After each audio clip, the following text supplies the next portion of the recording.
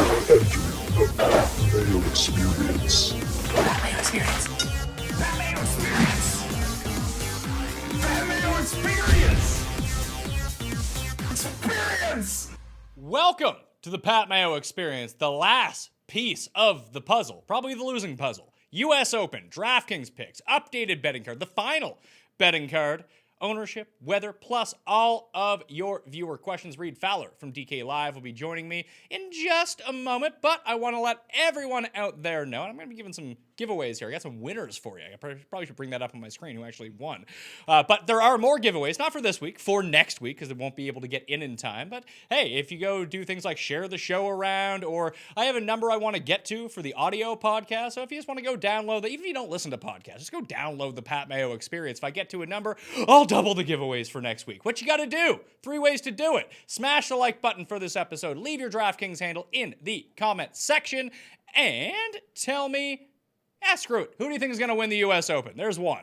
The next one is for that audio podcast. iTunes, Stitcher, Spotify, Podbean. Tune in. No matter where it is, subscribe, rate, review, 5 stars, DraftKings handle, something nice about the show. And then on Instagram, follow me at the PME, as you're wont to do. Heart one of the U.S. Open pictures or photos or videos that are up there right now. Leave your DraftKings handle in the comment section. You will be in the draw for next week. Winners announced on Monday's recap show. And then looking forward to wherever the hell golf tournament is next week that no one cares about as of yet. We will on Sunday night after we add some Mondays. So that's how you do it. That's how you get in. Leave your questions in the YouTube chat right now. Start filling it. Leave them in the Facebook chat. Start filling that up right now as well. And boom, we're going to be good to go here in a second. Feinberg, by the way, is like the most mental midget guy in the world. Sometimes he texts me, I put in bets for him. He's changed his mind like 800 times on who to bet, so I'm cashing guys out for him and then putting it on other people, then having to cash that back out, putting it back on the guys that he's won. So at GFeinberg17 on Twitter, if you want his finalized betting card, I'm not even sure where he's going to end up landing. I anticipate getting like 5 more texts from him during this show. Go back and check out all of the previous shows. They're all up on YouTube now. We're back from the ban, so I can start banning people for life again on YouTube. But everything will always be up on the Facebook page, my Facebook page, facebook.com/thepme. If you're ever wondering like, hey, where the fuck are Pat shows at? They're going to be up there if we get kicked off YouTube again. Hopefully that will not be the case, and all the audio versions will always be up on the Pat Mayo Experience audio podcast feed. Winners! You've already been credited, too, if you check your DK account for the U.S. Open. The winners of the $100 DK bucks. We got Cyber Sleuth, Smoking Guns 40, Mickhead, Riggs Martin, and Baffler. That's for 100 DK bucks. For 20 DK bucks, Crawdad Men, Cess Peets, J. Cawthon 21, Enforcer 149, Axe Flex, and Savvy BN 25. You all won 20 bucks. The winners of 10 DK dollars. You got Whitman 22, One Bears Fan 1, Jane Muir, Alistair 624, Goalie Keith, Magnum 0127, Tysell, Schmacky 122, Dead Money. Hey, you get $10 more of Dead Money. Dead Money 313, Layer Down, TX, Do Hawk, and Lions Man. You have all won the giveaways. Thank you all for sharing the shows around, commenting. It really does actually go a long way to help spreading the word. So more shares, more downloads, more everything. I told you the ways that you can get into the draw, so maybe you can use some of that bucks to make some money. That would be awesome. Tweet me all your big winnings and become a member at fantasynational.com right now. You got all that extra money, you might as well become a member even today. There's still tons of room left in a lot of these DraftKings tournaments. They will probably be full by tonight. You go become a member of fantasynational.com right now. Use all of the updated tools, the largest stat base on the web, the new lineup generator, which is just fantastic. Tournament simulator, everything you can want to make things easier on you to get the best advice. It's your advice that you're pumping in, and you can extract it. There's no one on there telling you who to pick. I mean, if you listen to me, you probably just lose all the time. At least use Fantasy National to make an informed decision. Speaking of losing bets, I got my cheat sheet. It's up on my Facebook page right now. It's in the description and the comment section if you just want to follow along with me. U.S. Open betting cheat sheet. Outright winner, I got Justin Thomas, 30-1. Jason Day, 35-1. No each ways on them. Paul Casey, 55-1 with a top 8 each way. And Patrick Reed, I got sucked in by the Pebble. I got sucked in by the U.S. Open track record. He's 100-1. That was very tempting as well. So 100-1 on Patrick Reed with the top 8 each way. The 2 bombs that I've played, Hatton at 140 and Willett at 200, both with the top 8 each way. My FOMO bets, obviously Luke Listency, woo!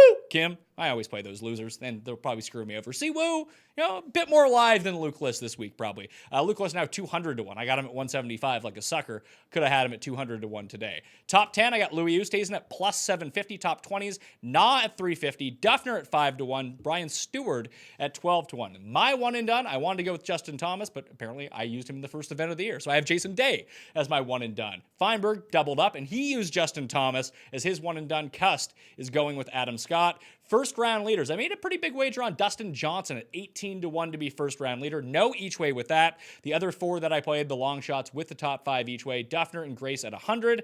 CT Pan at 125 and Brian Stewart 250 to 1. It'd be nice if I could get like a DJ Stewart 1-2 after the first round and then they can like go fuck off or something like that. I have a miss the cut parlay. Again, it's top 60 in ties this week in a 156-man field. So it's sort of like the opposite of the Masters where you want the 2 make the cut parlay because such a huge percentage of the players make the cut. Now in 2010, 83 players actually did get through to the weekend, but there's no 10-shot rule anymore at the US Open. So expect that number to be pretty minuscule. So I played the to make the cut parlay. I played 6 guys, but I also played them as a round robin of 4 each. So combinations of 4 with all 6 of these guys, which still pays a pretty good price here. So I got Rory, Finau, Matt Wallace, Bubba Watson, Bryson, and Sergio Garcia. If that hits, I'm rich because it pays 876 to 1. That would be fantastic. Hopefully we can all get on this and those 6 guys can miss the cut. We can have all the monies in the world, and it would be absolutely fantastic. But that's what I'm playing for the 2 miss the cut parlays. I put the weather report into the live chat on YouTube right now.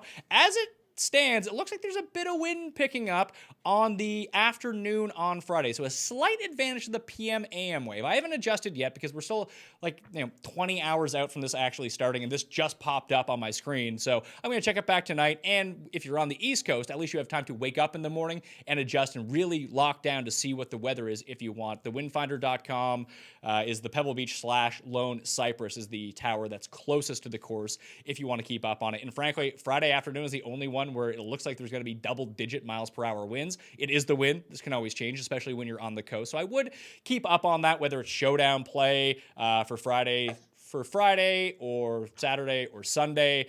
Even if you get head-to-heads, not even 2 balls or 3 balls, that if you get a head-to-head with a morning guy and an afternoon guy on the weekend, you can just look at the weather draw and maybe you can glean something from that. I don't know. I'm not from the future. If I was from the future, I wouldn't have so many fucking losing golf bets. Let's bring in Reed Fowler from DKPlaybook.com. Reed, who you betting this week? I got not as long of a laundry list as you there. I'll make sure to watch your Cut Sweat show for those for all those bets, especially the ones to make the cut, because it's always great when you and Feinberg and when you bring the crew together, it's a good watch. But I got Gary Woodland 90 to 1. I think, if you kind of going off what Feinberg was saying on Monday, you can't really get off of this guy, especially when he's hitting those irons really well. Love the Kevin Na bet. I think a lot of people, when you look at what he's been able to do recently, it's around the green game, and if you just look at it progressively, long-term, short-term, it's fantastic. His approach is fantastic. I got Tommy Fleetwood. I don't know if we're sleeping on Tommy or the Euros, but I like Tommy Fleetwood at 30 to 1. And then Shane Lowry, I got 55 to 1 on the each way. I believe top 10, I got him at like 12 to 1 or maybe 10 to 1, one of those, maybe less. But I like Shane Lowry. I think he's coming with great form. Shane Lowry. I really hope Shane Lowry misses the cut. I can't handle that. Any players, DraftKings-wise, that you're just full out fading? I only ended up playing 20 lineups. I actually didn't enter the Millionaire Maker. I invested my money in one of those like the $100 single entry. Where's the $200 single entry? Anyway, there's some really good contests on DraftKings this week that aren't the Millionaire Maker. I decided to pump those up. The Pat Mayo Experience Listeners League is full, so thank you to my other 5,999 friends out there. Thank you all for playing. It would have been bigger, but it didn't fill last week, so we had to put it back. If people are complaining about that, that's on you for not joining at the Canadian Open and leaving it for the first time ever. There's 22 people short. I mean, DraftKings is just giving away money at that point. There's no rake in that contest. So you want to be up on it to fill it every single week. But I only played 20 lineups, and I really whittled down my core. I wanted to make sure if my guys hit, I'm going to win. And listen, I lose enough that I'm used to it, that if they don't hit, then I'm going to lose. Like, it's no big deal. I faded DJ. I faded Spieth, I faded Cantlay, and I faded Rory. The only 2 from $10,000 above that I used were Brooks and Tiger. What about you? Yeah, I mean, the DJ is someone that I'm definitely playing. You talked about that first round leader, and you mentioned it. On the Sweat, I mentioned it on Monday that his first round, it's impeccable. His record, right outside of that miscut at Erin Hills, it's pretty amazing. So I like DJ. I'm actually fading Brooks. I know that's tough, right? And that bites us in the ass every single time we fade Brooks at a major. 4 of the last 8, obviously he's won. But if you look at why he never plays at the beginning of this year, Gup and these guys mentioned on their show, go, give them a listen as well, is he hates Paul. He hates Paul. He always complains about it. He's the highest priced guy. Everyone's going to be on him. He's going to be talked about. He's snubbed again, right, by whatever media thing that that's been put out. He feels like he's snubbed. So the whole narrative around Brooks is that he's going to do well again, but he's not going to be able to run away with it. I know he has the track record. I know he has the ability to do it. So Brooks at the top, I'm actually not playing it. I'm with you on Cantley. I think there's going to be a lot of ownership there. It might sway where we don't think it's that much because people might be doing the reverse where they think it's going to be a lot and just not playing. But from the top, I'm fading those two guys.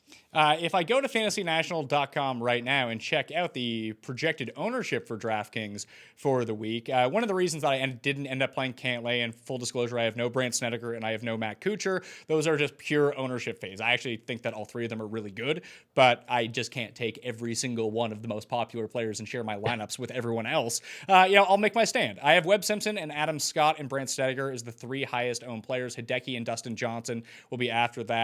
Stenson and Tiger Woods, along with Justin Thomas, are a part of that tier as well. So those are what you're looking for DraftKings ownership this week. You can see the entire list and get all the stats again if you're a member at fantasynational.com. I recommend doing it. It's really helped me out. And I really hope I hit that to miss the cut parlay. That would just be, it'd be like 20K. Yeah. I'm very excited for that. So, I mean, I'll fly you up and we can party or something like that. There we go. I like that. All right, so let's get to the questions. No, I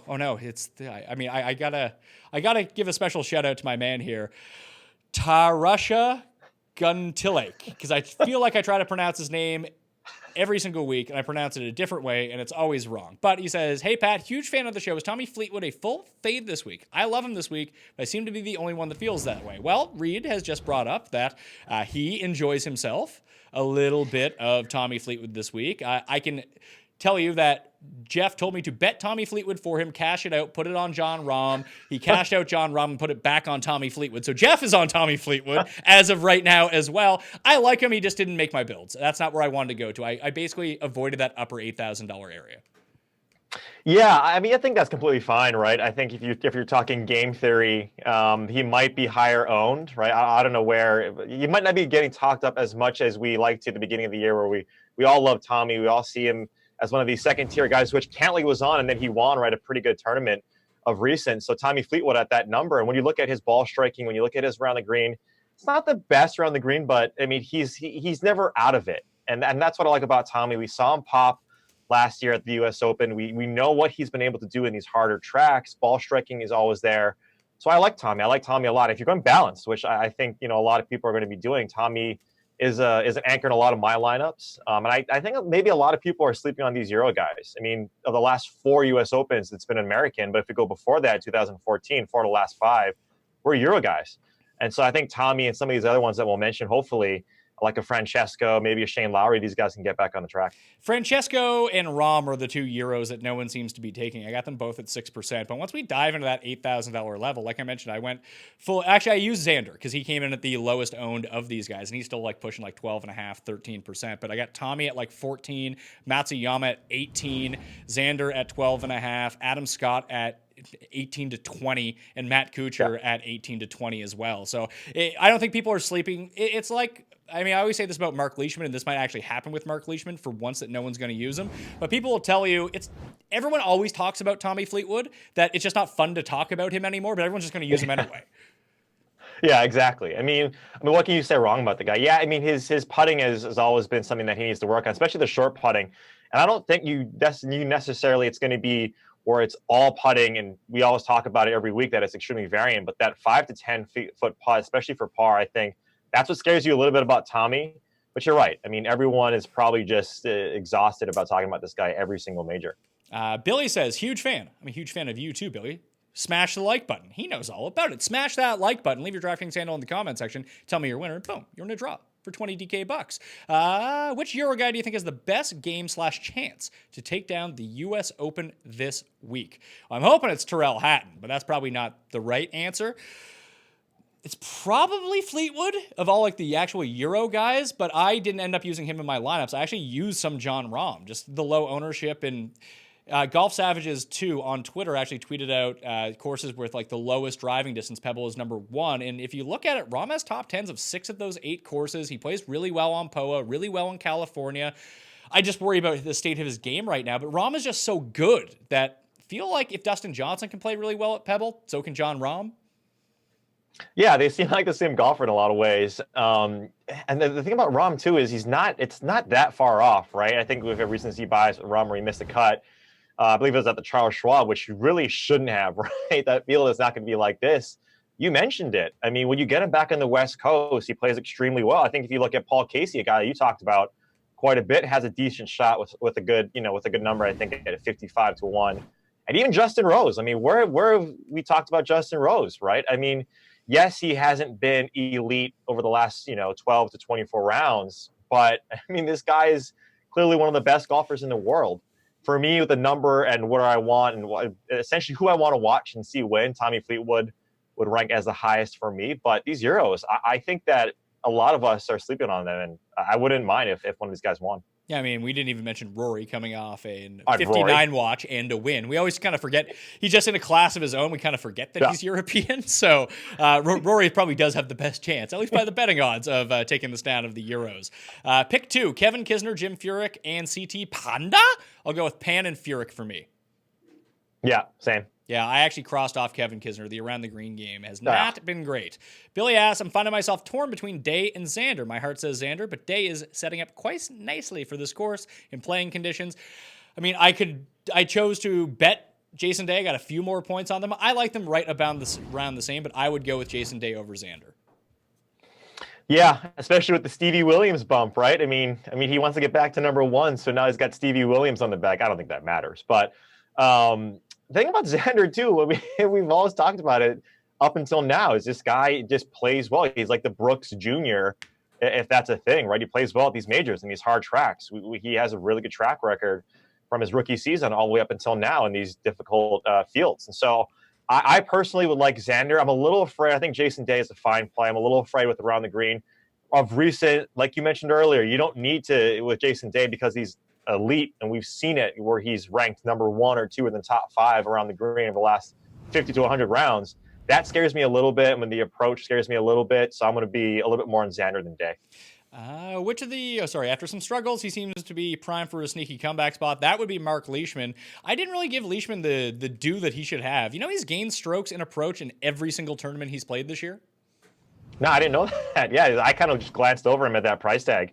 I like other guys around him in that high 7. So, yeah, I didn't know that. So do I. I mean, I'm just trying to see what his ownership is right now. He's always a really tricky one to wrap your mind around because he's another one that people say they're not going to play and then end up playing. But right now I have him coming in at 6% ownership. I ended up using Reed and Louis in that tier, who both project around like 4 to 5%. But I could see myself, maybe I'll go back and like instead of doing 25% Louis, 25% Reed, knock that down to 20% and get 2 lineups of Mark Leishman in there too. I like Leishman.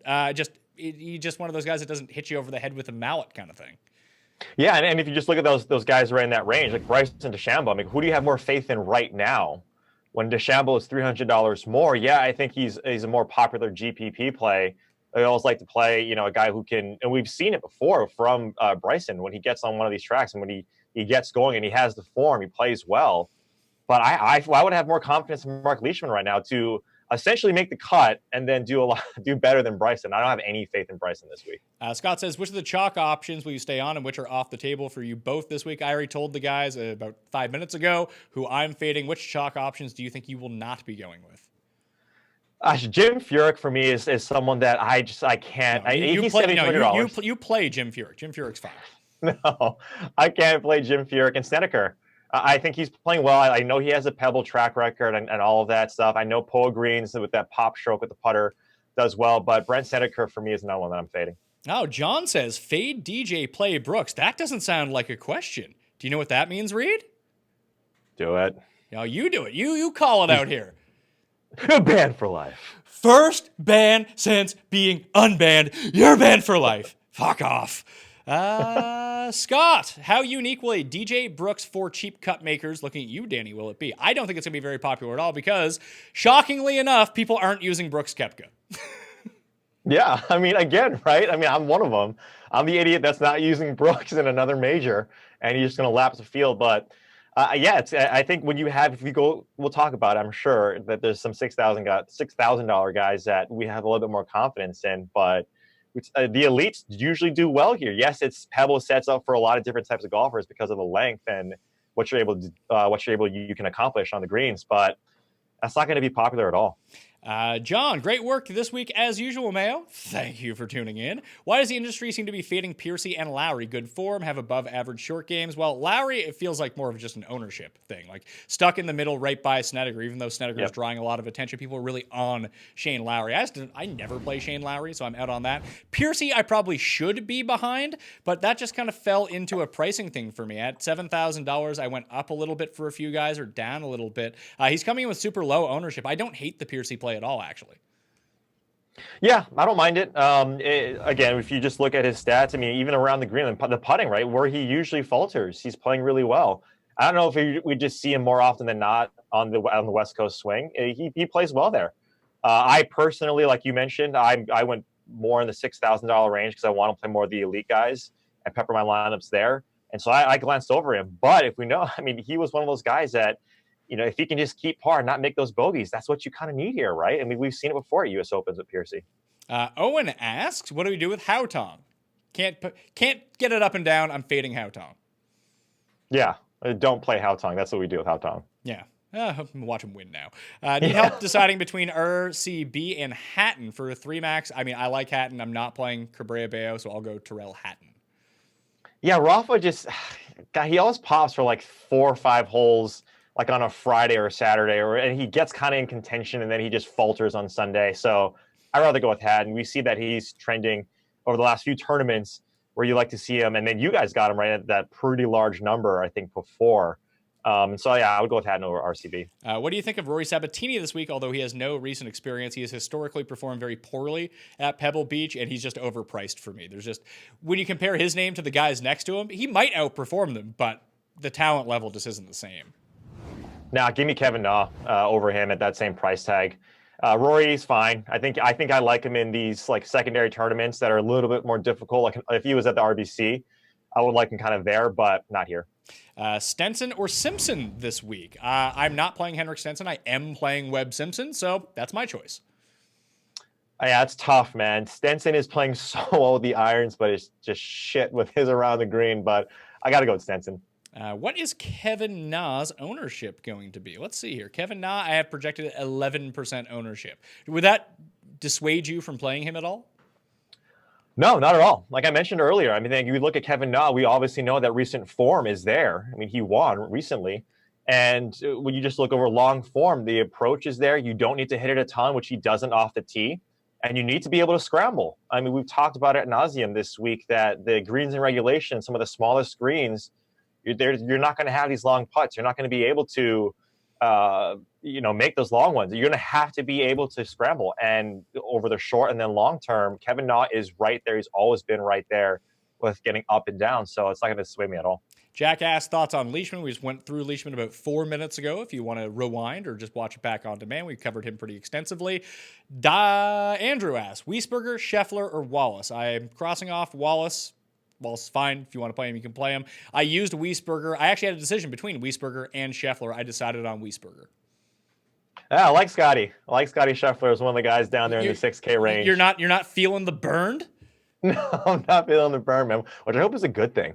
I like Scotty this week. He's doing the Cameron Champ type thing on the web.coms where he's playing really well, but that's obviously not going to be the case. They're apples to oranges when we talk about the web.com and the US Open at Pebble. But I like the mentality of guys, especially down in this range, that come in with good form where they've been playing. You can't get US Open, experience without playing the US Open, and that kind of scares me at Scotty. But 2 out of 20 lineups, I like it. If you're not feeling the burn, Reed, you're just not having enough fun. That's actually probably true. But let's see here. You're the man, Pat. You're the man, Sean T. C. Woo and Matt Jones or Willett and Reeve. I like Siwoo. I actually am playing Siwoo. He does rate out pretty well. And full disclosure, I'm not playing Luke List in DraftKings lineups. I actually just bet him. I bet him to T8, and that's what I'm going to be doing. He's just too volatile here at such a tough course. Well, and listen, if he goes out and he has a great performance, I'll still cash in on him anyway. But Siwoo, I actually did both with because I do like Siwoo at Pebble. But Willett and Reeve, Siwoo and Jones or Willett and Reeve. I use Siwoo, I use Willett. I didn't use one of the other ones. I'll say Siwoo and Matt Jones. You get your lower ownership that way, and you get the boomer bust of Mr. Siwoo. I want to know a tournament where you get Benny Ann, Luke List, and Siwoo both on DraftKings and outright bets for the trifecta, for the Pat Mayo trifecta with those three guys. But I'm actually going the other one. I like Willett and I like Reeve. Reeve is one of my top guys. I wrote him up in my article for the 6K guy that I really like this week. I mean, when you look at the West Coast swing, when you look at him on pole, when you look at the around the green, which that is kind of scary, but the ball striking, it's all there for Ches Reeve. He loves this, he loves to be on the West Coast. He always pops with that stupid flat brim hat that he always wears. You always kind of see him pop in these I got him as a first round leader at 100-1. I like him a lot, and I like Willett. I think he gets the Feinberg bump there at the RBC with that picture with Feinberg, but I'll go Willett and Reeve. Yeah, Reeve actually rates out the best from 150 to 175 in terms of proximity, too. He is shaping up to be the second highest owned player in the $6,000 range behind Eric Van Gruen, EVR, the European Luke List. He's European Luke List who can't get anything done around the green, so I'm actually fading both those guys. I don't hate Reeve, but that around the green game does scare me just a little bit, as does the ownership. Any thoughts on Matt Jones as a cut maker? I have no real take on Matt Jones. Do you? I'm not using him, but are you? No Matt Jones for me this week. All right, I want to let everyone know, become a member at fantasynational.com right now. And if you want to get into a draw for $20 DK for next week, smash the like button for this video. Leave your DraftKings handle in the comment section. Tell me who your pick to win the U.S. Open is. If you subscribe, rate, and review 5 stars, DraftKings handle, something nice about the show on the audio podcast of Pat Mayo Experience, iTunes, Stitcher, Spotify, tune in, then you will be in that draw as well, as you will be if you follow me on Instagram at the PME, heart one of the U.S. Open pictures or videos, and leave your DraftKings handle in the comment section. We're going to switch over to the Facebook chat for a second, see what's kicking over there. Man, people are just filling this up. Who do you think? DJ, Rory, a better bet to win? I did not bet either one of them, but I would say DJ is probably the better bet. Yeah, DJ likes the U.S. Open, likes Pebbles, so I'd rather go him. Let's see here. What do you project Xander's ownerships to be? I have him around 13 to 15% right now, and I do like him. I'm using him. Yeah, like him as well. I'm using him more than Day, so 12 to 15% for me. With a smaller field than normal for the DK Millionaire Maker with the $100 buy-in, does ownership become much less important? I don't think so. It always is going to matter. It's not like, there's 4 people playing it. There's still like 30K people playing it. But you don't need to say, hey, I'm going to take 6 guys. And this is what Raza and Rick and I really talked about on the DraftKings show on yesterday, I guess. But you don't need 6 unique guys in your lineup. You can have a very chalky build, but you do need to have that one outlier in there to save yourself some ownership. So that's the way that I would approach it.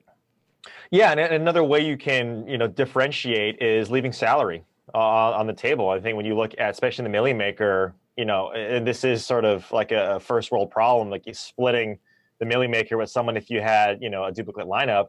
If you're leaving, and we've seen it in other tournaments in the past this season where guys who left, where we always think it's crazy to leave more than $500-600 on the table. Some of these lineups are the optimal ones. I think Rick Gaiman, he does like the optimal lineup and then the salary. So go follow him because it's really nice. It's really cool to see like where these guys are obviously coming from, what the salary is. Is there a correlation with all of this stuff? So I would differentiate more along those lines as opposed to just surely on ownership. It's I don't like that optimal lineup argument where you see like $3,000 left on the table because no one is building that lineup. No. If you had that good of an idea to leave $3,000 on the table and use like the 2 losers who popped up inside like the Wes Roaches of the world, like you would have bet them to come inside the top 5 at like 600-1. So it's just, I get it in theory, but no one's actually doing that in practice. Leaving like 400, 500, I think is enough on the table. Yeah, that's fine. Like I said, I mean, for me personally, we talk about it every week, especially in the majors. I mean, when you're putting in these MMEs, when you're putting in a ton, right, you're trying to differentiate as much as you can. And if there's one with ownership, getting 3 or 4 guys that you really like, or that you really like, and 2 guys that are contrarian, or whatever that number may be for you, whatever you feel comfortable with, 3 of 6 that are, it doesn't matter the ownership, and then you kind of go contrarian with like a, Kevin Na, for instance, in one of these tournaments, or a Louis Oosthuizen, that's fine. I'm just saying in terms of different strategies where if you don't really want to think about ownership, because look, if Webb Simpson wins and he's at 25% ownership and I fade Webb Simpson, I suck, I lose money because I went into that mindset of, hey, I don't want to play him because he's too high owned. So it's just another way to look at differentiating your lineups. Yeah, I don't think that you need to not play someone because they're going to be super highly owned. Just don't play all of the 7 highest owned guys. That's probably the best way to do it. So then you have to make a hard decision, like someone like Cantlay, someone like Kuchar. I think they're both going to probably play pretty well. But if one of those guys misses the cut, you're looking so much better against everyone else. And that's the risk reward of doing stuff like this. Paul Casey or Bryson this week? That's from Jared. I like Paul Casey a lot. I've been burned by it very much, but I'm going back to him. Yeah, Paul Casey as well. I mentioned it earlier. I don't like Bryson this week. What is Reed's current ownership? I got him around 4 to 5%. What do you think of these props for higher tier guys? DJ Brooks Tiger on green and regulation over 10.5. I have no idea what that means. Or fairways and regulations. Is this for round 1? You got to be more concise with your questions here. Scott Piercy, we talked about him. What do you do with Bubba and Fitzpatrick this week? That's easy. Fade them. Yeah, no Bubba. Gotta get him out of here.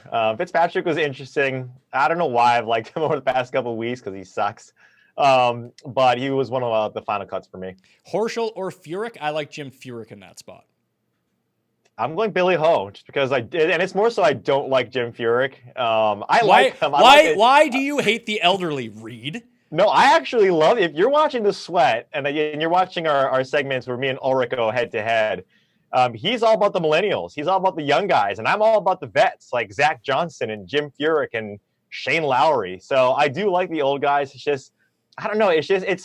It's a stupid thing that I'm thinking about, but in my mind, he's becoming so popular, especially at this track, especially with the metrics that we have at Pebble Beach. He's been playing well. I get it. I like him. I've actually met him when I was a little kid, when he came to Hawaii for some of the Sony Opens. And he's a nice dude, but I just can't play him. Okay. Let's see here. I'm just trying to scroll through the questions. How's the wind lining up for Rory? It's looking pretty good. It looks pretty calm throughout the 4 days, and that'll be an advantage to Rory. But if the wind does pick up, and it is expected to pick up during his wave on Friday afternoon, he could be toast if he starts trying to hit driver too much. But, I mean, once you start talking about like fading the very top end guys, you really have to nitpick with people, and you have to kind of convince yourself that this is going to happen, and that's why you're not playing him, because all these guys are awesome and you can't play them all. So you have to come up with reasons to not play them and then overlook the stuff that you don't want to play with the other guys. Chalk player, you'll be underweight on too. We've already went over that. Let's see. 6K range ownership projections, EVR the chalk. That's what I'm seeing. Him and Shez Reavy right now are expected to be the highest owned of that range. Other than that, Byung-Hun An at 5%, Charles Howell at 5%, Danny Willett at 7%, and Scotty Scheffler at 5%. That just could be a fantasy national thing, though, because Scotty Scheffler, I'm sure that's how you ended up getting on him as well, is that, like, when you run your key metrics, he rates out really well. Yeah, of course. He rates out really well. He's played the Pro-Am decently well as well. I mean, so if you look at when it's the apples to oranges when you look at Pebble in that sense. So he's seen the course, but when you just look at his web.com numbers too, he's playing really well. So in my mind, just the mentality of having these top finishes, I think works well in his favor. But yeah, I mean, the Danny Willets, these guys are going to garner higher ownership. Shugo Imahara is someone that I'm also looking at as well as like a really long bomb. I mean, he's doing really well on the Japan tour, but again, that's not the same. Yeah, Papa Shugo. That's what his name is. I meant to ask you. You say you love the old guys. How old do you think Shane Lowry is? I don't know. I mean, guess. No, we'll throw this out here. How old do you think he is? 38. He's 32.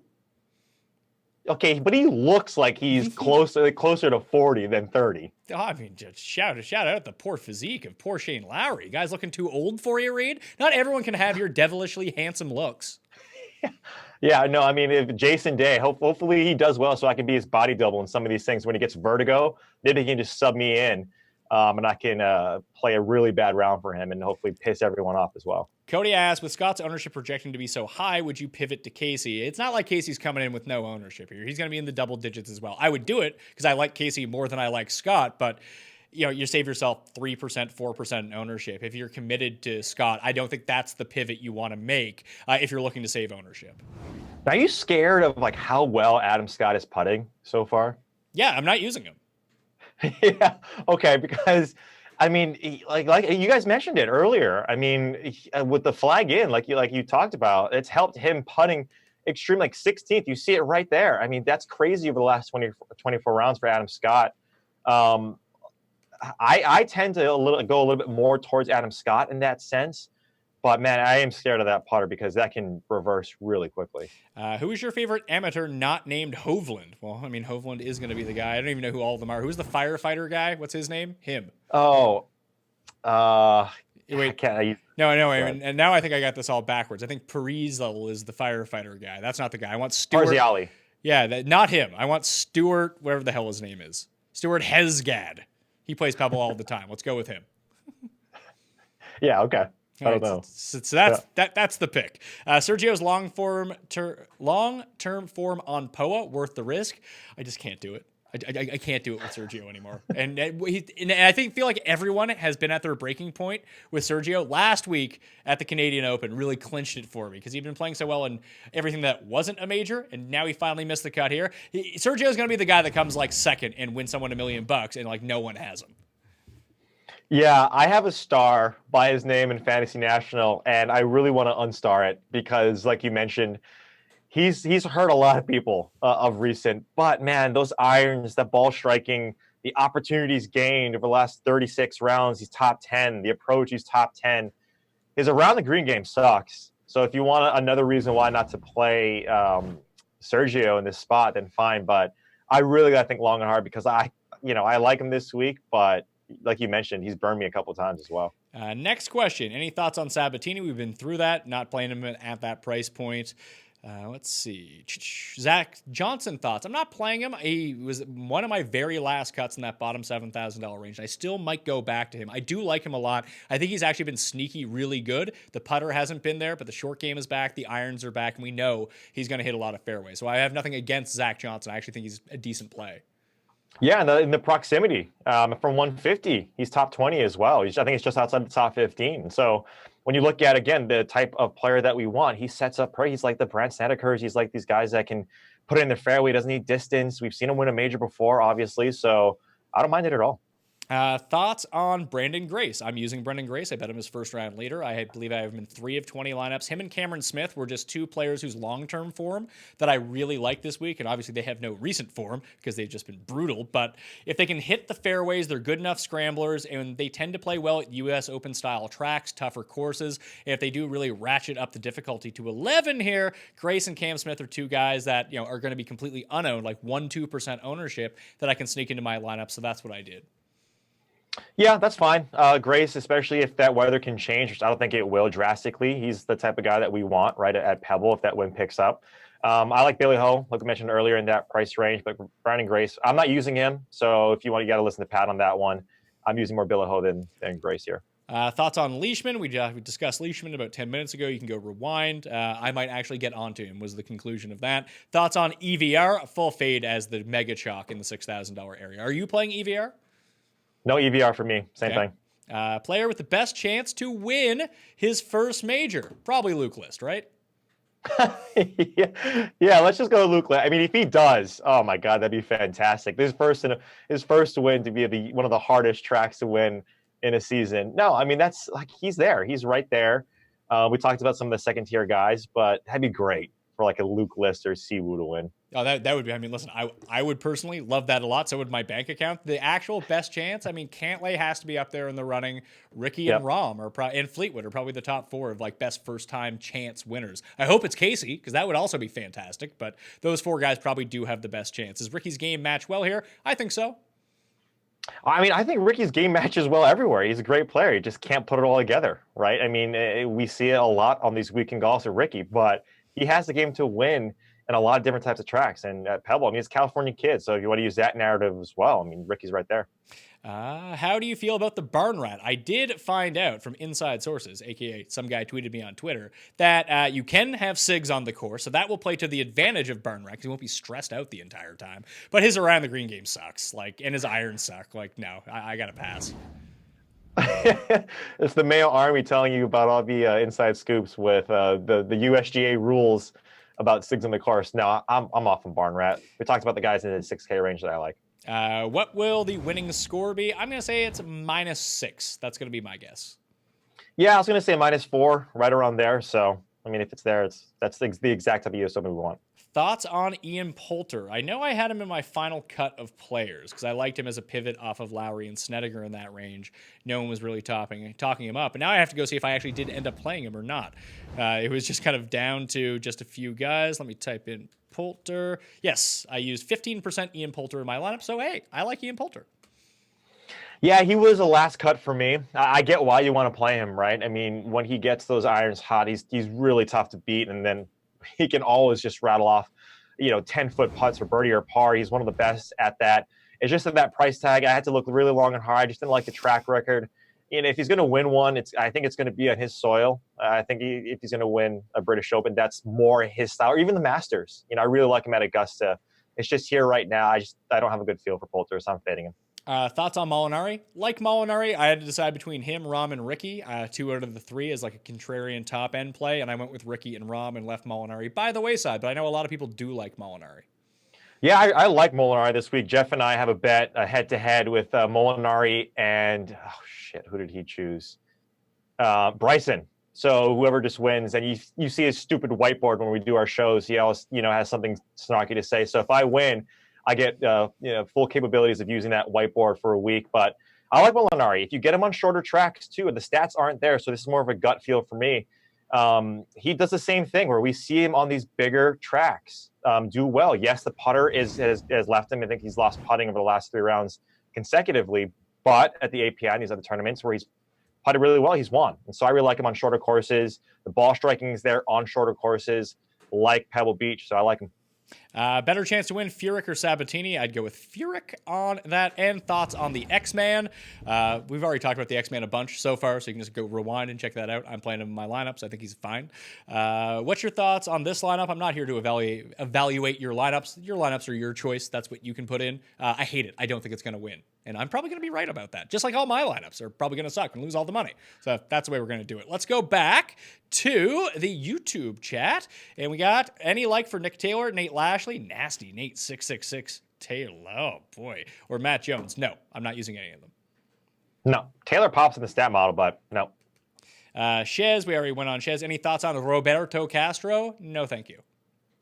No, same thing. He popped in the stats, but I'm not on him. I read Reed's article where he listed Poulter as a fade. It was wondering the main reason. I guess you just went over that, didn't you? Yes, I did. All right. Thoughts on baking proximity into strokes gained approach with the greens being so small, like mixed condition model of 70%, 30% proximity. That's just what I use opportunities gained for. People don't know what opportunities gained is. It's a stat on Fantasy National that measures greens in regulation and fringe in regulation from 15 feet and in. So birdie opportunities. I think that really comes into play this week with such tiny greens. Yeah, it's a really good stat. Fairways gained, greens in regulation, like you mentioned, is tough because, if you're 40 feet away, which, again, here you're not going to be because the greens are so small. That's, I'd rather be closer, and I think a lot of these guys would rather be closer to the hole. So opportunities gain is a good one, especially if you want to get, kind of do it where you go from the hole back, where you see these guys on how they play with their irons, and if they can win in multiple different facets. So opportunities gained is it's a core stat of mine that I always look at every week as well. Past 50 rounds, the leaders in opportunities gained: Rory, JT, Hideki, Kuchar, Cantlay, Bryson, Brooks, Vegas, Tiger Woods, Gary Woodland, Ben Ann, Griot, Casey, Rahm, and Alex Prue. Dustin Johnson right behind that. If you're wondering who the leaders are, if you're a member at fantasynational.com, you can set to any date range you want and just kind of go figure that out on your own. Boban asks, some low-owned Yahos with decent links form, top 10 with 0.1% ownership. Kleinholt or Olesen tempting? I'd be more tempted by Olesen because I know how good he is around the greens. Yeah, same here. I took a long look. I like playing Thorbjorn in a lot of these bigger tournaments. I'm going to be tempering a lot of expectation with him because he's just disappointed me in the past, but I like T-Bear. I find myself using Snedeker, Simpson, and Furyk in nearly 50% of my lineups. Your thoughts? I mean, that's going to be super chalky. You put Dustin Johnson in there or Matt Kuchar in there, and you're going to have the same lineup with like half the people in the field. Yeah, exactly. And they're all the same type of golfer, sans obviously DJ and some of these other guys. But, like Raza talks about it a lot. I mean, if you want to build lineups that have the same type, put in Ches as well. I mean, he's going to get you that chalk as well and kind of fit that mold. Those guys are great individually, but I wouldn't put all of those guys in the same lineup. Let's see here. Who do you think will be the lowest owned of Horschel, Grace, Kisner, and Hatton? I would say probably Brendan Grace. Yeah, same here. Not my favorite play on Poa, but it seems to be that time of the year that Billy Ho ramps it up heading into the FedEx Cup playoffs. Play devil's advocate for me, Mayo, and who would you pivot on to? Down in that range with Billy Ho, I'd use Furyk, I'd use Cam Smith, Brendan Grace, Ty Hatton, CT Pan, or Kim over Billy Horschel. Yeah, I mean, that's completely fine. When you look at, those type of guys and being, again, not too contrarian because, Tyrell Hatton, Jim Furyk, these guys are fine plays, right? I mean, people like the How Tongs. I just like when you look at Billy Horschel and the type of game that he has, the around the greens that can potentially pop in this spot, that's what I want. I want these guys who have experience, who have the mentality, the stats. You can't just analyze the numbers at Fantasy National, even though they're great and they kind of paint a fantastic picture. I want guys, too, that, in this price range that are going to give me a little bit more of what I'm looking for. And Billy Ho hopefully has some of that. Jackass is Wiesberger also going to get any ownership considering him? I got him around like 2.5%. So no, I don't think so. And I'm using him as well. Did he call you a jackass or that's his name? No, his name is Jack. I said Jack asks. Oh. Give your head a shake. Get your mind out of the gutter, pal. My bad. Yeah, Wiesberger, 2%. That's fine. How do you guys feel about Xander? We've been over that. Thoughts on Scheffler and Reeve? We've been over that. Chances Siwoo comes out of nowhere like he did at Sawgrass. I am hoping for that. That would be fantastic, right? I mean, he did just have a top 5 at Pebble earlier this year. Yeah, why not? Why not, Siwoo? Just putt regularly, and then give the Mayo Army who's been on Siwoo with you, for a long time. You love it, and it's not just that, right? And he plays these tournaments really well, so they did a great one. You guys do an awesome job. Thanks a lot, Bill. Smash the like button if you really enjoyed the show. To keep it free, keep it longer, all that good stuff, and spread it around. Share it on the social media so more and more and more people can watch. We can do more and more and more and more shows for free. That would be fantastic. If you had to choose between Furyk and Glover, who would you go with? I am going with Jim Furyk. I had initially been on Glover. Good Pebble success. Fits the key stats really well. And I think it was Razzo brought up. He's missed like 7 straight cuts at U.S. Opens. Yeah, exactly. Because when you look at it and then you click on his name, you're like, oh, this is great. Glover is fantastic. He's been playing well this entire season. But man, he just can't put it together. He just does not like the U.S. Open setup. And it's not just of recent, right? It's going back all the way 7 years ago before the USGA started, kind of tinkering with the style and the layout. Maybe that changes this week, but he's the only one that I would play Furyk over. Okay. With such low scores expected, what do you think about targeting guys? High scores, I think you mean. High. Low is good in golf. High is bad in golf, Steve.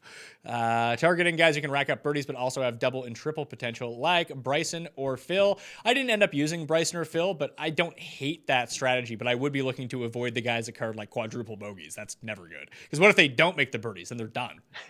Yeah, I was going to say that fits Phil to a T. I mean, in DraftKings, it's fine, right? I mean, you can potentially fine. You can, get doubles, and that's how Phil scores so well, but potentially not the finishing position. And he's a tough one, man. He was a last cut of mine as well because obviously winning here a few months ago at Pebble Beach. He's been here a ton. He knows these greens like the back of his hand. But I'd rather have guys who kind of keep it, in the fairway, plot it along. Dustin Johnson is probably the only guy who can rattle off birdies, but then also temper it down to that -1, -5, and still do really well without getting the huge number. I mean, Matt Kuchar is always, pretty steady. So I'm not going to be on those guys who rattle off a ton of birdies. Let's see here. Rick Run Good. Subscribe to the Rick Run Good YouTube channel. Thanks for tuning in, Rick. Rick was on the show yesterday. I recommend everyone go check that out and follow him at DFS On Demand on Twitter. He says he refuses to take advice unless that person is wearing a brightly colored blazer. I would tend to agree. I was just going more cash today, Reed.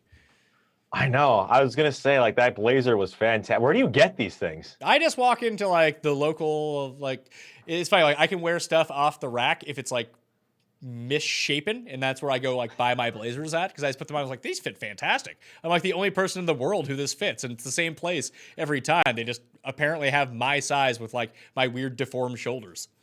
Do you have like a wardrobe hanger in the studio with all of these hangers? So or like all of these blazers. So for every major, you like bring out the polka dot one, the pink. There it is. Yes, they're just off camera to my right. There's a big rack of stuff. Let's see here. What do you guys think of Tiger Woods? I like Tiger Woods. I'm using Tiger Woods. Yeah, Tiger Woods. He loves this course. He's Tiger. Do you see Haotong breaking through? No, I don't. No. Joseph, I'm an Ohio guy, and Day is one of my favorite golfers. I did not need that exposition. Should I worry about his irons or rely on clubbing down, short game, and putting? I like his short game. I think short game. The short game has actually been bad, but I do trust Jason Day to get it back. He's actually gained strokes on approach 3 times this year. Twice it was at shorter courses, at Pebble Beach and at Sawgrass. He has a great Pebble history. He has a great U.S. Open history. I like Jason Day a lot. I picked him to. He's my one and done. I bet him to win. He's in a bunch of my DraftKings lineup, so I'm just waiting for him to fuck me. Yeah, no, like he's my one done because I used all the other guys, like the Fleetwoods, the Caseys.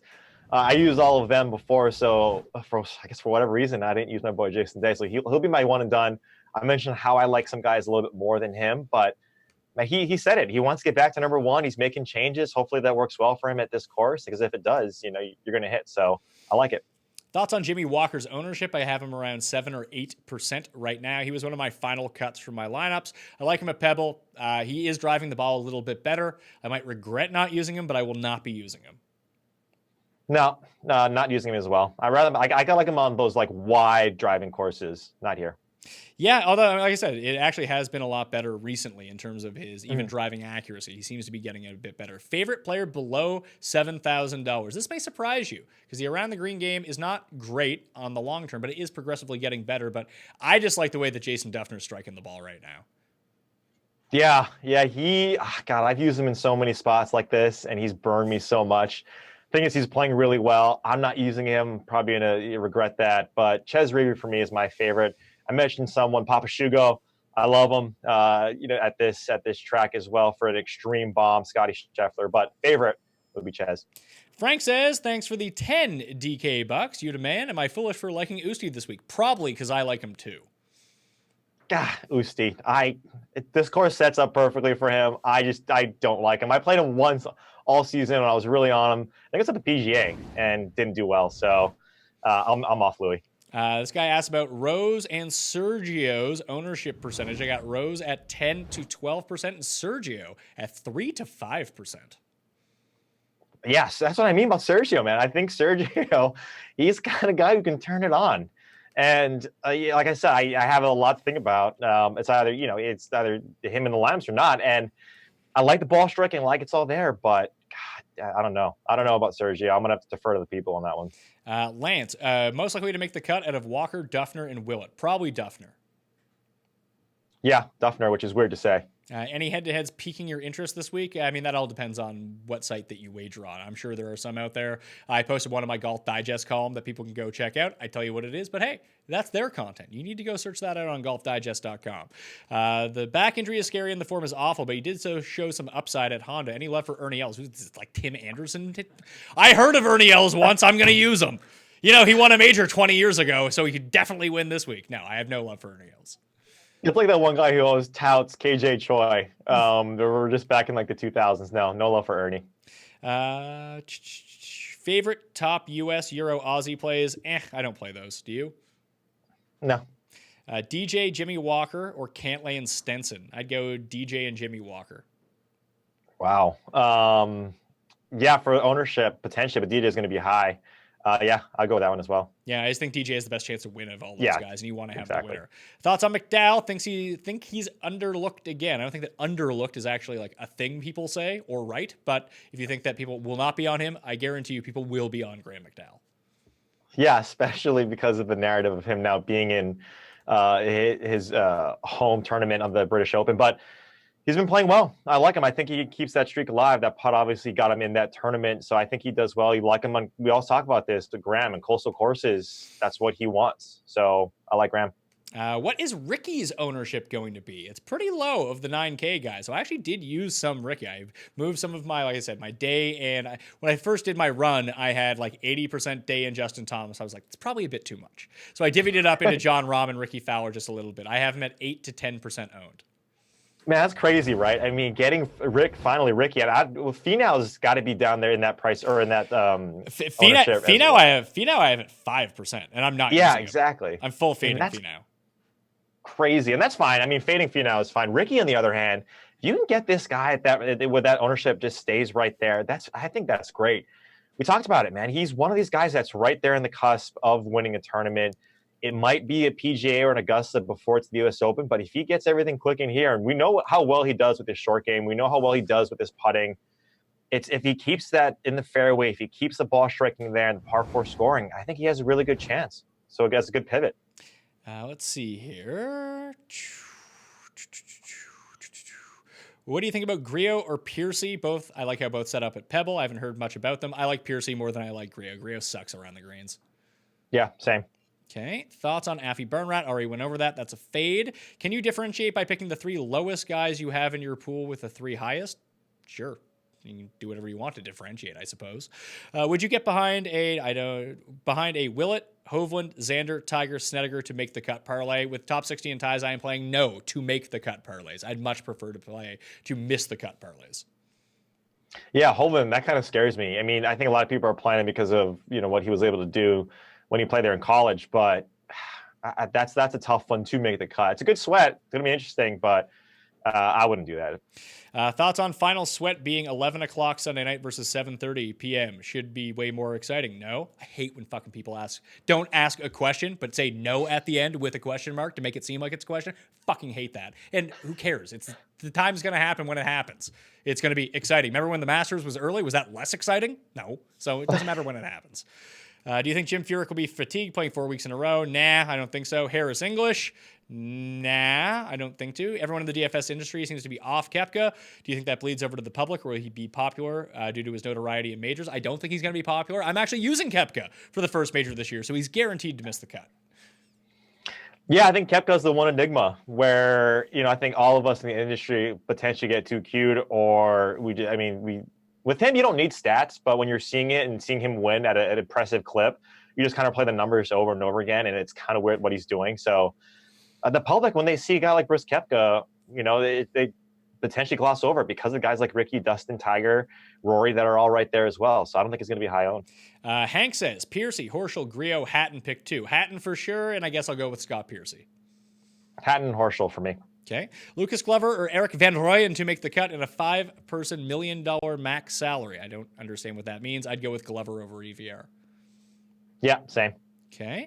Hovland, Howell, or Horsfeld as a Willett EVR ownership pivot. I'd actually go with, Howell's going to carry ownership. He's going to be just as owned as those other guys. Probably Hovland then.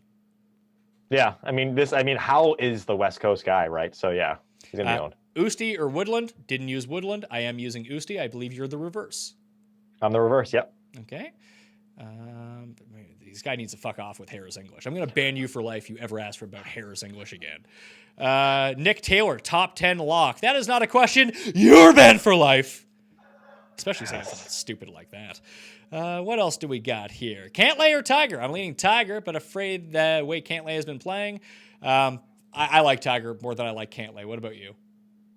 Yeah, the approach is there. He's been playing well leading up to this tournament. Cantlay is as well. But Tiger more so than Cantlay for me. Who's the ownership pivot off of Willett? I don't think that Willett's going to carry as much ownership as you people seem to think. You could go Duffner if you wanted to. Let's see. You could go Brian Stewart, who I like. Wiesberger, Byung-Hun An. Like all those guys will probably be coming in lower than Danny Willett if you have to get off of him. Yeah, a 7% Danny Willett, we talk about that 6K range when you get up to this, it's kind of chalk, but he's been playing well. So I would temper that. I talked about the other guys. Luke Guthrie is someone that I'm looking at a little bit today. I haven't made any final decisions on him. Guthrie? I haven't made any final decisions. He's there. He's on the list as a star next to his name, but it's still Wednesday. I can still unclick it. But I think he's someone else that if you want to pivot, he's someone that I'm potentially looking at. Keegan or Glover? I'm going with Glover. Wow. I'll go with Keegan on that one. Okay. Any love for Answer as a pivot off of Piercy? I don't think you need to pivot off a 2% owned Scott Piercy, but if you like Answer more, you can play him. Very good off the tee, good pebble performance. I don't hate him. I just didn't use him. Yeah, no, the pivot off of Piercy is always an interesting comment. No, I like Piercy in that, so don't pivot off of him. Scott or Kuchar? None. But Kuchar Wow. if I had to pick. Yeah, Kuchar. Any love for super sleepers, Finau or Rob Oppenheim? No. Finau is a super sleeper. I don't think that. No. Any love at using Hovland or Morikawa as a long shot? I mean, you can. I don't love Hovland. I can get behind. He did win the amateur. I believe it was at Pebble Beach. Like, he's so good. Yep. He's turning pro next week. He's an excellent player. They both are, but like, I don't know. I think I'd just rather trust Jason Duffner in that range. You know what I mean? Exactly. You might be getting too cute. That's more of like I want to play Tony Romo type. But even Victor Hovland, I think he's way better than Tony Romo. But temper expectations a little bit with that. He's shaping up to be a solid play here. Not for me, but yeah, I'd rather go with Duffner's and the Reeves in that case. Matsuyama has made all cuts so far. Does Matsuyama make top 60 this weekend? Sure, why not? Top 60, yeah. That's going on a limb there. Yeah, I think he makes it. Hideki and Kiz or Finau and Webb? Man, I'm not... I hate Kisner and I hate Finau, so Hideki and Kiz, I guess. I like Webb by far the best of those guys. Yeah, Hideki is interesting, man. He's back on pole. He putts better. Maybe he hates all putting surfaces, but he putts better on pole. He's back in California where he likes to play. Man, he's doing well. But I think I'm with you. I'm off on Kiz. How do you get a feel for guys like Siwoo who are so volatile with his approach game? You just play them, and then you hope for the best. You just click the button. Yeah, just click. You click, you pull. I mean, otherwise you just pull money out of your pocket in a lighter and just light it on fire if you wanted to. Exactly. You gotta just click it, man. Close your eyes and just click it. Love the show. Question: when you say that you have a player pool and I have a pool of 12 guys, I can only do so much with them. Does that mean you add other guys, or you think I don't quite understand that question? You need to phrase that better, or you need to cut it. Does Jason Day pop with Stevie on the bag? I don't think that there are stats for caddies that are new for week 1. I just like Jason Day. Yeah. I mean, Stevie, he's an Australian, right? So maybe they have that connection, but don't look too much into it. Biggest favorites that you would put on a miss the cut flyer? I mean, you could just look at my to miss the cut parlay. That would be easier. Let's see. 9K range seems like it's getting skipped in most bills, minus JT. Who's your favorite of the group not named Justin Thomas? It is Jason Day. Who's more triggered, Koepka or Cust? I think Koepka is a contained triggered. Cust is just off the board triggered. Did you see what he was talking about? Diet Coke message boards? Yeah, that is just crazy. You're right, though. I think I don't know what's more depressing, the McDonald's one, because that's more of like, that has more of a following. I can't see how Diet Coke Reddit and subreddits even exist. There's no way. Pat, have you ever had so many losing weeks that you get discouraged and lose interest in golf betting? No. That seems like a deep question. It's all entertainment purposes for me. Like I don't wager what I can't lose. So if I was in that state and I was losing more than I could actually afford, then yeah, it would be a problem. Then you need to figure out bankroll management. This is all supposed to be fun. If you don't treat it as fun, it's not going to be fun. Yeah, maybe this is now time to do the 1-800-GAMBLER thing as well. That'll come up at the end. Oh, okay, good. Let's see here. Oh, I got a big jump here. Do you guys put any weight into bogey avoidance? No. I smashed that like button. Who is the highest owned fade for you guys? Probably Brandt Snedeker or Matt Kuchar for me. You? Yep, same. I drafted Anirban Lahiri because I had never heard of him and will be used in a few lineups, good or bad. You have fun with old Anirban. Scott or Stenson? I faded both. But you? Scott for me. Scott? Duffner ownership. I got it around 5%. So yeah. Kuchar and Scotty or Webb and Snedeker? I'd probably go Webb and Snedeker, to tell you the truth. Same. Okay. Where are Wallace and Howell's ownership numbers? I don't know what Wallace's is. Wallace I have around 5%, and CH3 I have around 7 to 12% because he's a very hard one to project. Yeah. What will be more popular starting build, DJ Cantlay or DJ JT? Probably DJ Cantlay, I think. You think so? I mean, JT, we saw it. We saw it at last week, man. He was. Do you really think that people are like, you know what? JT didn't finish well on the leaderboard, but I sorted by tee to green. Do you think most people are doing that? No, but Justin Thomas is not like a random player. He's, he was number one in the world last year. He obviously has played well. He's won in multiple different tracks, multiple different states. So I don't think people are sleeping on him. Having said that, yes, Cantlay has won more recently than JT, but I think JT is he's coming back into form, man. The guys on Golf Channel have been talking about JT nonstop too. So if listening to old Brandel Chambly and these guys, JT has been talked about quite a bit. All right, 5-minute warning on the show. We're going to jump back to Facebook for a second to see what's been going on over there. Would you go Rafa or Griot? I'd go neither, but I'd take Rafa of the two. Yeah, Rafa. This one just says Patton Kazire with a question mark. That sounds like a terrible idea. Ownership on Woodland and Leishman. Leishman I got around 4%, like I had mentioned. And Woodland I got at 10%. So that's what we're looking at here. Luke Donald, thoughts? No. Nope. Okay, that was an easy one. What else? DJ, Rory, Tiger, or Koepka to win. I hope none of them, mainly because I did not bet any of them. This guy says, Mayo never gives me money. Well, if you fucking complain about it some more, you're not only not going to get money, you're going to get banned for fucking life, pal. Hadley to win, that's a bannable offense. Was there a question mark at the end at least? No. Thoughts on my man CT Pan? I like CT Pan this week. I really do. Yeah, shorter course. Guy can use his irons. Doesn't have to really rely a ton on his driver, which he's done well in the past with. CT Pan is one of my favorites for obvious reasons. So I like it this week. How much do you weigh past U.S. Open made cuts no matter the course? Not necessarily no matter the course. I like to look at the different U.S. Open tracks. So I think that Oakmont, Marion, and Olympic Club are the ones that you would want to look at. I know two of those happened a really long time ago. I think it's something to look at, but those ones in particular I think match up more so with Pebble than the ones that we've seen the past few years. I don't think Chambers Bay does at all. And then Aaron Hills doesn't at all. So that's really tough to parse. Yeah, I look at it more like you mentioned earlier, like the U.S. Opens of past give you an idea of who's always in that top 25 to 50 range of guys. You can kind of get an archetype of golfers, albeit right at the U.S. Open, it's happened a while back, right? We probably won't see Pebble on the U.S. Open track for another 8 or 9 years. So, you take that with a grain of salt. But Marion, like you mentioned, is there. Shinnecock and Aaron Hills. Aaron Hills is not like any other U.S. Open. Shinnecock, it's a little bit different as well. So I weigh it a little bit.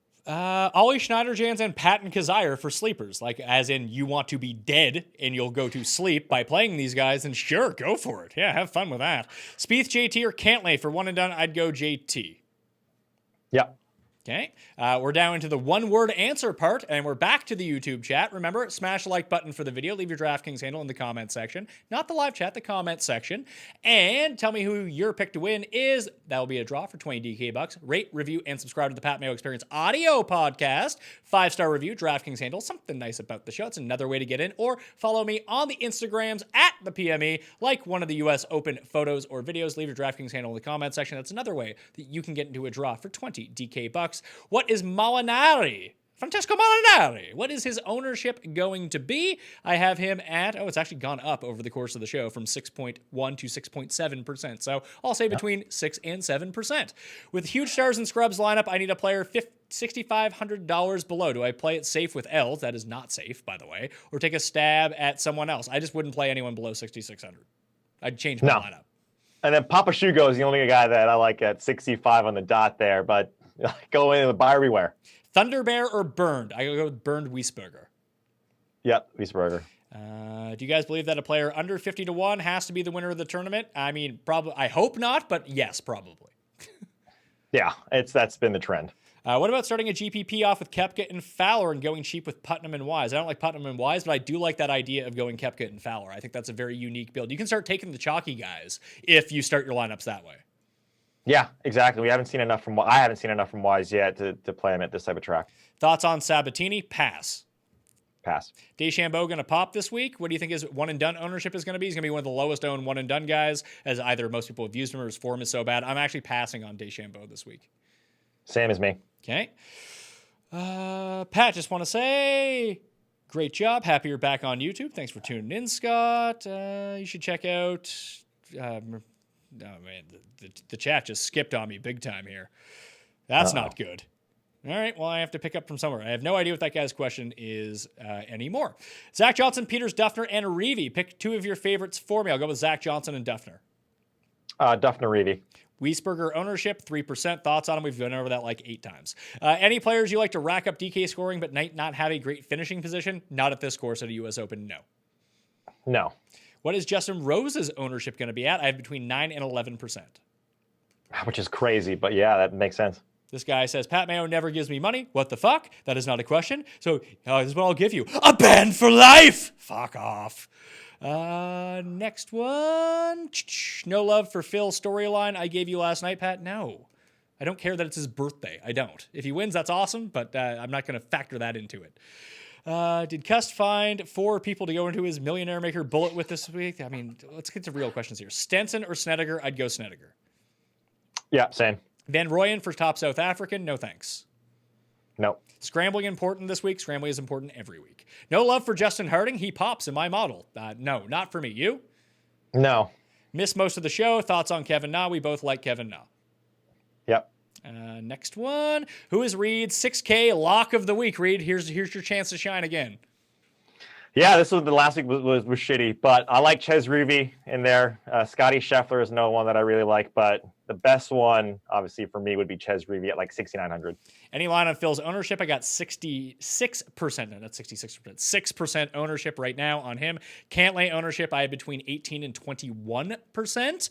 How do you like Fitzpatrick's chances to win? I don't. Thoughts on Piercy or Furyk? I like Furyk. You like Piercy, I think? Yep. Thoughts on Eric Van Rooyen as a long shot bet? Pass. Did you guys cover the weather at the very beginning of the show? If you want to rewind. Sordet or Mathieu Pavin? I will take Mathieu Pavin of the two Frenchmen.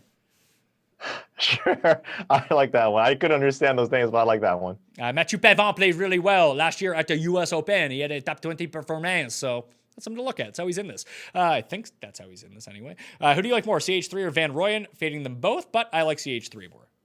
Yep, CH3. I just found out my wife and I are having a girl. Congratulations, Brandon Hall. Shout-outs. You can join the club. Can I get some baby swag? Do you think that fading DJ is wise? I am fading Dustin Johnson, so I bet you probably not a smart move. I did bet him his first round leader, though. Yeah, that's tough, man. I wouldn't fade DJ. I'm fading Brooks if you're going with one of those two decisions, but yeah, I like DJ. I just made the choice. Dustin's going to be double the ownership of Brooks, so I just went with Brooks. Yeah, makes sense. All right, when is the UFC show? Paul, when's the UFC show? No UFC this week, right? Yeah, Greenville is next week. UFC Greenville next week on Thursday on all Pat Mayo Experience feeds with Paul and Cody. Answer or the glove? I'll take the power glove. Yeah, glove for me as well. Tiger ownership, I have him at 16%. Thoughts Which not that bad for Tiger. Thoughts on Shane Lowry? I think that he looks older than he is. Right, Reed? Exactly. My bad, Shane. Yeah, I'm passing on Shane, but you like him, right? I like him, yep. Our finishing position is going to be more important than scoring this week than normal? Yes, I would think so. Yeah, absolutely. How about Aaron Badley? He sucks, don't play him. Day or Fleetwood in a GPP? I will take Jason Day. You? Well, in a GPP, yeah, Fleetwood's going to be, I think, a little bit higher owned. Any love for Thomas Peters? Absolutely not. Griot or Jim Furyk? Jim Furyk for me. Yeah. All right, we're out of questions. That will do it on the Pat Mayo Experience. Reed, pimp yo shit. Follow me on Twitter, Reed Fowler. We obviously do a show 6 to 7 on the Sweat on Facebook or DK Live on Facebook, Instagram, Periscope, all the socials. So we'll talk about the U.S. Open, all the sports, NBA Finals. Football is obviously coming up soon. I think in 85 days we get football. So we're doing a lot of that. We're doing ranking shows coming up in the future. But Reed Fowler on Twitter and everywhere else. All right. I've told everyone how they can enter the draws for next week's. Congratulations to the winner. And I want to let everyone know to smash the like button on the way out. Goes a long way. And subscribe to my Facebook and Instagram and podcast feed. So if we never go dark on YouTube again, you'll still have access to all the shows. We don't stop doing them. They just stop appearing in places from time to time, apparently. That way, you'll never miss out ever. Good luck at the U.S. Open this week. Go back and watch all of the other shows. I'm Pat Mayo, and I will see you next time.